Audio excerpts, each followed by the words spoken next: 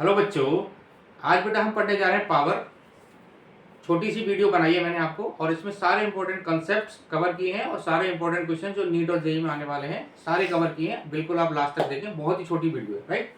तो बेटा पावर क्या होती है? पावर का मतलब होता है work by time, rate of doing work, ठीक है ना। तो पावर का क्या रोल है अपने लाइफ में? देखो, अगर कोई आदमी एक काम को बेटा 10 घंटे में कर रहा है और दूसरा आदमी उसी काम को 1 घंटे में कर रहा है, ठीक है, तो आप मुझे बताओ कौन से, अगर किसी कंपनी को हायर करना है आदमी को, तो किसको हायर करेगा? ऑब्वियसली जो 1 घंटे में कर रहा है, मतलब जो आदमी उसी काम को केवल 1 घंटे में कर रहा है। तो वर्क तो दोनों का सेम है, तो वर्क बाई टाइम, जिसने टाइम कम लिया उसकी पावर ज्यादा होगी। तो पावर का रोल है ना। तो बेसिकली पावर का मतलब क्या होता है बेटा? Work by time. वर्क को हम क्या लिख सकते हैं? एफ डॉट एस, ये आपने पढ़ा है ना, बाई टी। और एस बाई टी क्या होती है बेटा? वेलोसिटी। तो इसको हम लिख सकते हैं एफ डॉट बी। तो ये जो हमारी पावर आई है इसको हम बोलते हैं बेटा इंस्टेंटेनियस पावर। क्या बोलते हैं इसको? Instantaneous power. तो इंस्टेंटेनियस पावर का फॉर्मूला याद रखो बेटा, एफ डॉट बी, ठीक है जी। ये आपकी इंस्टेंटेनियस पावर हो गई। दूसरी होती है बेटा एवरेज पावर। एवरेज पावर, देखो एवरेज पावर क्या होती है बेटा?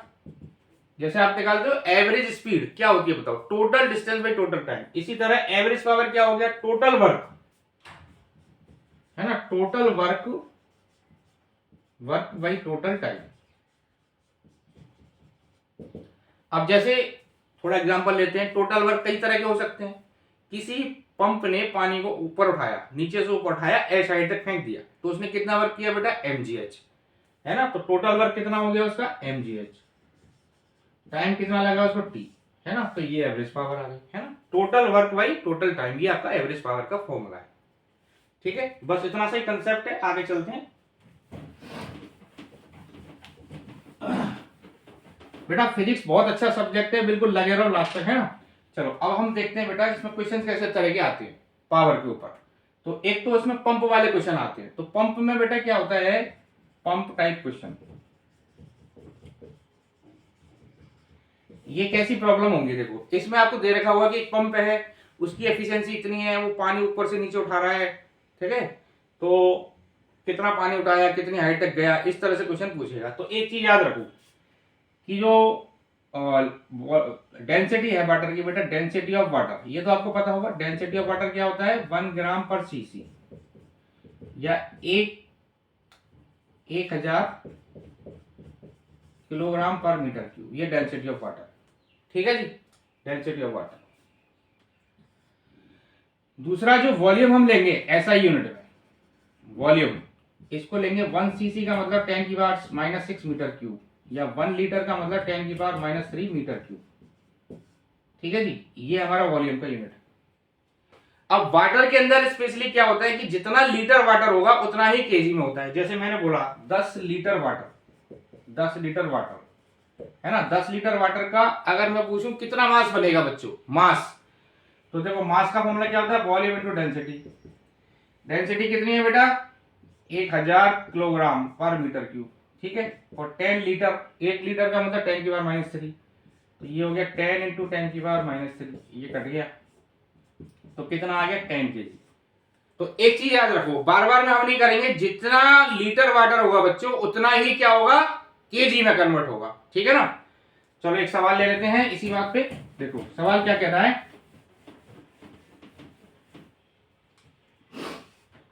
सवाल ये है बेटा कि एक पंप है, कोई एक पंप जो है 1000 लीटर ऑफ वाटर को, 1000 लीटर ऑफ वाटर को 100 मीटर हाइट तक उठा देता है। 100 मीटर हाइट, है ना। 1000 लीटर ऑफ वाटर को 100 मीटर हाइट तक उठा देता है। और कितने टाइम में उठाता है बेटा? समझो उसने बोला टाइमिंग मुझे 100 सेकंड, है ना, 100 सेकंड, 100 सेकंड में उठा देता है। और इस पंप की एफिशिएंसी है 70%। तो आपको बताओ इसमें कितनी पावर रिक्वायर्ड होगी? क्वेश्चन समझ में आया? एक पंप है हमारे पास, उसने नीचे से पानी उठाया, 1000 लीटर ऑफ वाटर को वो 100 मीटर हाइट तक उठा देता है 100 सेकंड में, ठीक है। ऐसे रैंडम डेटा लिया है मैंने। और इस पंप की एफिशिएंसी है बेटा 70%। तो आप मुझे बताओ उसको पावर कितनी रिक्वायर्ड होगी पंप के लिए, ये हमें बताना है, राइट। तो बेटा एफिशिएंसी का फॉर्मूला क्या होता है बताओ, आउटपुट पावर है ना, output power upon input power, ये हमारा फॉर्मूला है। आउटपुट पावर कितनी है हमारे पास 70/100, 70/100 तो एफिशिएंसी होगी। आउटपुट पावर कितना हो गया बेटा mgh/t, ठीक है ना, mgh/t। इनपुट पावर मान लेते हैं PI। इनपुट पावर का मतलब जो आपने इलेक्ट्रिसिटी आपको पंप को देनी है वो इनपुट पावर होगी। जैसे आप देखो ना इलेक्ट्रिसिटी से कनेक्ट है पंप, तो कितनी इनपुट पावर उसको देनी पड़ेगी। तो आप ध्यान से देखो 70/100 इक्वल टू m कितना है मैंने आपको बताया, जितना लीटर होगा पानी उतना ही केजी में होगा। तो 1000 लीटर है तो 1000 ही केजी हो गया। तो 1000 इंटू जी मतलब 10 into H 100 divided by T कितना है 100 सेकेंड इंटू पी इनपुट, 100 से 100 कट गया। बस इसको सॉल्व कर लेंगे आप तो पी इनपुट आ जाएगा। क्लियर है बच्चों, समझ आया, मजा आ रहा है ना एकदम फर्स्ट वाला। जिसको उतारना उतार लो फटाफट जल्दी से।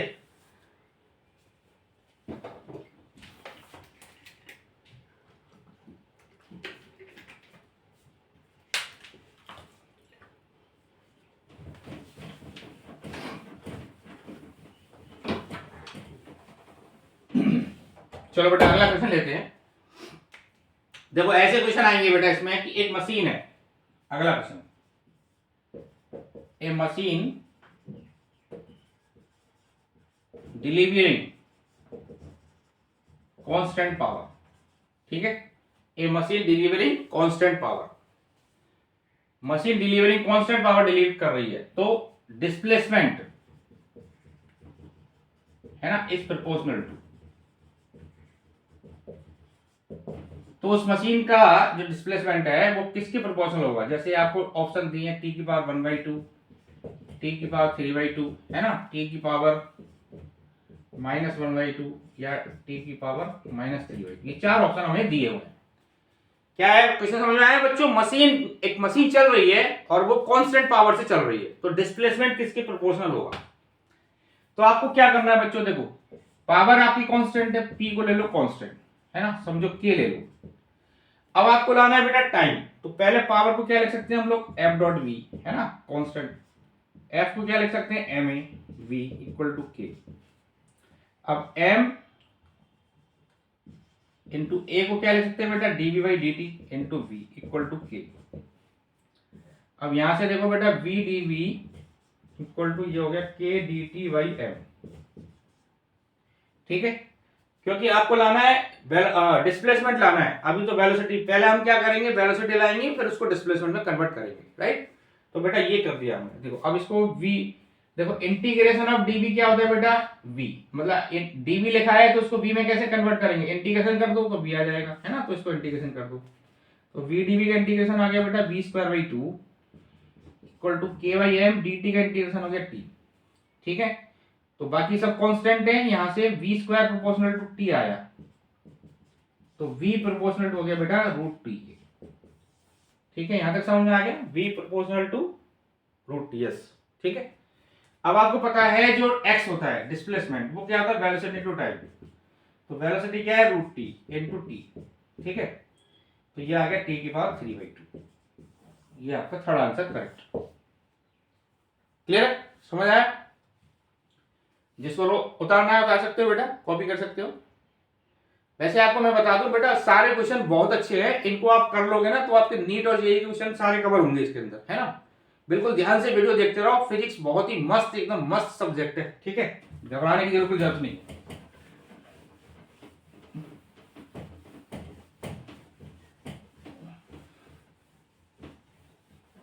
चलो अगला क्वेश्चन क्या कह रहा है कि एक बॉडी पर कोई फोर्स लग रहा है, जैसे ये बॉडी है बेटा, इस पर हमने एक फोर्स लगाया और ये जो F है ये डिपेंड कर रहा है s की पावर -1/3, ठीक है। s का मतलब डिस्प्लेसमेंट, फोर्स लगाया तो बॉडी पर जो फोर्स लगा वो s की पावर -1/3 पे डिपेंड कर रहा है। s मतलब बेटा डिस्प्लेसमेंट, s क्या है यहाँ पर डिस्प्लेसमेंट।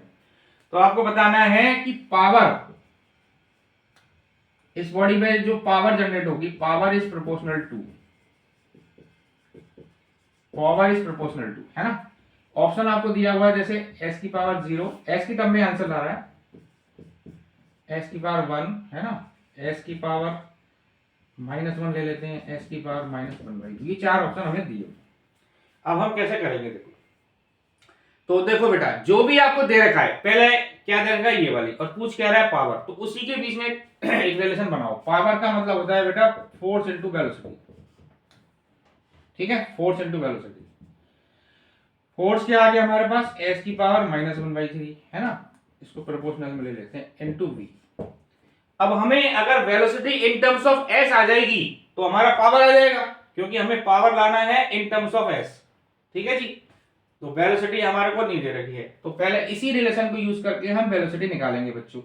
देखो यहां पर एफ की जगह क्या लिख सकते हैं, एम ए, है ना, ए एस की पावर -1/3। अब ए को क्या लिख सकते हैं बेटा, v into D B by D S, v D B by D S, है ना, ये लिख सकते हैं, के एस की पावर -1/3।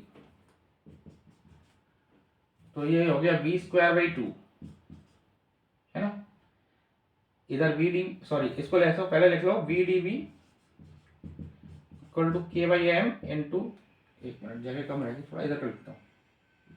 देखो ये हमारी इक्वेशन नंबर 1, ठीक है बच्चों, इधर लिख रहा हूँ इसको, V D B equal to K by M into S की पावर -1/3 इंटू डी एस। इसको इंटीग्रेशन कर दो, यहाँ आएगा v²/2 K by M into S की पावर -1/3 का कितना आ गया, -1/3 + 1 अपॉन -1/3 + 1, ठीक है, तो ये आ गया 2/3। तो v² प्रोपोर्शनल टू हो गया बेटा s की पावर 2/3, यानी v प्रोपोर्शनल होगा s की पावर 1/3 के, ठीक है ना। अब आपको लाना है power in terms of s, तो ये वेलोसिटी की टर्म यहाँ डाल दो, तो पावर क्या हो गया बेटा, s की पावर -1/3 इंटू वी कितना आ गया, s की पावर 1/3, तो ये हो गया 0, है ना, पावर हो गया s की पावर 0। बस आंसर आ गया। मस्त है ना, एकदम मस्त वाला, समझ में आ रहा है ना बेटा। जिसको कॉपी करना कर लो।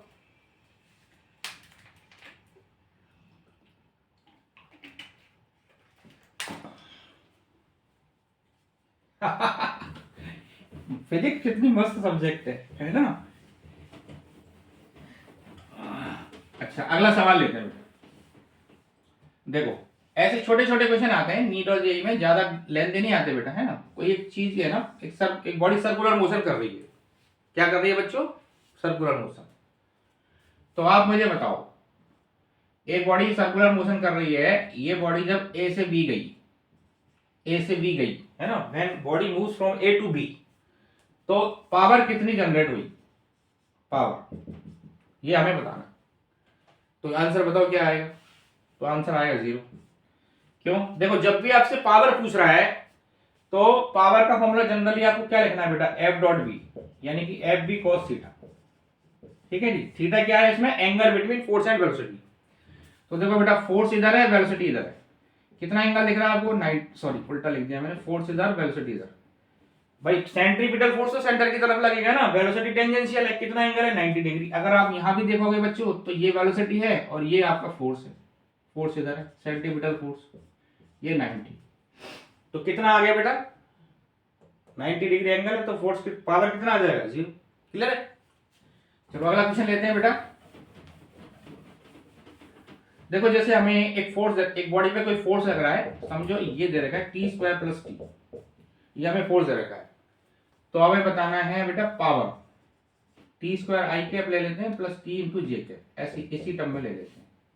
तो power is proportional to, power किसके प्रोपोर्शनल हो, ये हमें बताना है, ठीक है जी। तो देखो फोर्स को फॉर्मूला क्या लिखते हैं हम, t², पावर चाहिए हमें, पावर का फॉर्मूला क्या है बेटा, फोर्स इंटू वेलोसिटी। अब आपको फोर्स दे रखा है, वेलोसिटी लाना है, ठीक है, इन टर्म्स ऑफ टी आंसर बताना है आपको। तो वेलोसिटी कैसे लाएंगे बताओ, एफ को लिख सकते हैं बेटा एम ए का मतलब है आपका डीबी बाई डी टी, ठीक है, t² i cap plus t j cap, तो dv इक्वल टू आगे बेटा 1/m t² i cap plus t j cap, ये आ गया आपका dv। इसको इंटीग्रेशन कर देंगे दोनों साइड, तो ये हमारा v आ जाएगा 1/m t² का कितना आ गया बेटा t³ i cap, t³ 3 i cap plus t²/2 j cap, ये आपका वेलोसिटी आ गया। अब आपको ds/dt कर लो, नहीं सॉरी आ गया, बस वेलोसिटी आ गया, वेलोसिटी आ गया आपका ये, अब इसमें डाल दो, पावर कितना आ गया, फोर्स आ गया बेटा हमारे पास, फोर्स प्रोपोर्शनल ले लेते हैं हम, तो फोर्स आ गया बेटा, फोर्स तो ये रखा है टी स्क्वायर आई कैप प्लस टी स्क्वायर जे कैप, ठीक है, इनटू ये आ गया आपकी velocity T cube I cap plus T square by 2 J cap, ठीक है, ये आपका पावर आ गया। इन दोनों को प्रोडक्ट कर लो,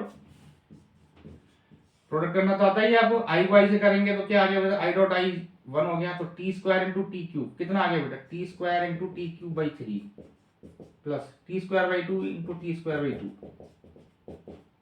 ये आंसर, ठीक है। बस इसको सॉल्व कर लेना, आंसर आ जाएगा।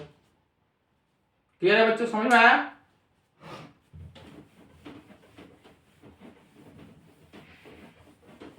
एक और क्वेश्चन ले लेते हैं, जैसे एक बॉडी है बेटा, इसको हमने प्रोजेक्टाइल पाथ में फेंका ठीक है, एक बॉडी को हमने यू वेलोसिटी से कितने पे फेंका बेटा, थीटा एंगल पे यू वेलोसिटी से। हमसे क्या पूछा उसने कि बस बताओ जब ये बॉडी हाईएस्ट पॉइंट पर होगी, मैंने body is eight highest point, है ना, बॉडी जब ये हाईएस्ट पॉइंट पर है तो पावर कितनी डेवलप होगी, पावर बतानी है जब ये बॉडी हाईएस्ट पॉइंट पर होगी। तो बेटा हाईएस्ट पॉइंट मतलब ये रहा, हाईएस्ट पॉइंट ये है आपका, है ना, मैक्सिमम हाईएस्ट पॉइंट मतलब मैक्सिमम हाइट, हाईएस्ट पॉइंट पर वेलोसिटी कितनी होती है बेटा, यू कॉस थीटा, और यहाँ फोर्स कितना लगता है नीचे की तरफ mg। तो देखो बेटा यू कॉस थीटा और mg में कितना एंगल दिखाई दे रहा है आपको, 90, फोर्स नीचे लग रहा है, वेलोसिटी इधर है, ठीक है, एंगल 90 डिग्री है, तो पावर कितनी हो जाएगी, 0। जब भी एंगल 90 डिग्री आएगा तो पावर का फॉर्मूला क्या लिखा आपने, F B cos theta, theta 90 degree हो गया तो पावर 0 हो गया। ठीक है बच्चों, समझ में आया ना? तो मैंने कोशिश की है ज्यादा से ज्यादा, मतलब पूरा तो नहीं, पर जितने इंपॉर्टेंट क्वेश्चंस नीट और जेई में आते हैं सारे क्वेश्चन कवर किए हैं बेटा। इनको अच्छे से कर लोगे तो मेरा ये है कि आप लोगों का नीट और जेई आराम से निकल जाएगा। थैंक यू बेटा, आज के लिए नहीं।